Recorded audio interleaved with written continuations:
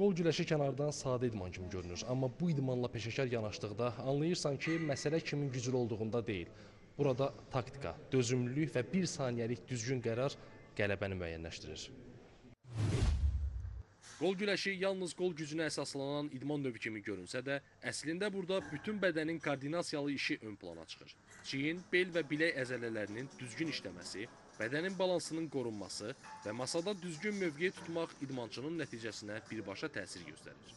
Məşqlər zamanı idmançılar təkcə güclərini artırmır. Eyni zamanda çeviklik, dözümlülük və texniki bacarıqlarını da inkişaf etdirirlər. Mütəxəssislər bildirir ki, bu idman növündə sağlam və düzgün inkişaf üçün məşqlərə erkən yaşlardan başlamaq xüsusilə vacibdir. Bəs qol güləşi ilə məşğul olmağa neçə yaşından başlamaq olar? Bu idmanla məşğul olmaq üçün 10-12 yaş ən gözəl yaşdır. Çünki bizdə əsas əzələ kütləsi yox, psixoloji olaraq vətənlər güclü olmalıdır. Çünki əsas vətənin də güclənmək vaxtı 10 yaşdan 18 yaşa qədərdir. Yəni 18 yaşdan sonra əzələ başlayır böyüməyə, vətər o dərəcədə yox. Ona görə nə qədər tez başlasaq, o qədər yaxşı olar idmançılarımız üçün. 6 aydır məşq edirəm. Dünya çempionatında sol qolda 2-ci yer, sağ qolda 3-cü yer olmuşam. Məncə bu motivasiyadır. Bu idmanla maraqlansalar, məncə onlar da belə nailiyyətləri əldə edə biləcəklər.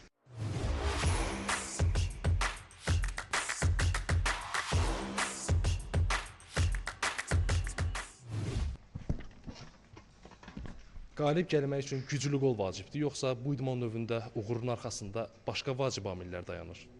Armwrestling idman növündə mən deyərəm ki, təkcə güc bəs etmir. Burada dözümlülük, burada ağıl işlətmək, yəni bunların hamısı vəhdət təşkil eləməlidir ki, rəqibə güc gələsən. Məsələn, ola bilər ki, rəqib səndən fiziki güclüdür. Amma sən surət, texnika istifadə eləməklə sən ona qalib gələ bilərsən. Yəni bu idmanda təkcə belə deyərik ki, güc bəs eləmir. Qol güləşində qalibiyyəti müəyyən edən əsas amillərdən biri də düzgün texnikadır. Təkcə güclü olmaq rəqib üzərində üstünlük qazanmaq üçün kifayət etmir.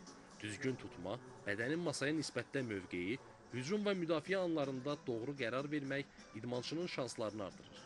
Bununla yanaşı psixoloji hazırlıq da bu idman növündə mühüm rol oynayır. Rəqibin taktikasını düzgün analiz etmək, gərgin anlarda soyuqqanlı qalmaq və son ana qədər mübarizəni davam etdirmək təcrübə ilə formalaşır. Məhz bu xüsusiyyətlər qol güləşini güclə yanaşı, düşüncə və strategiya tələb edən idman növünə çevirir.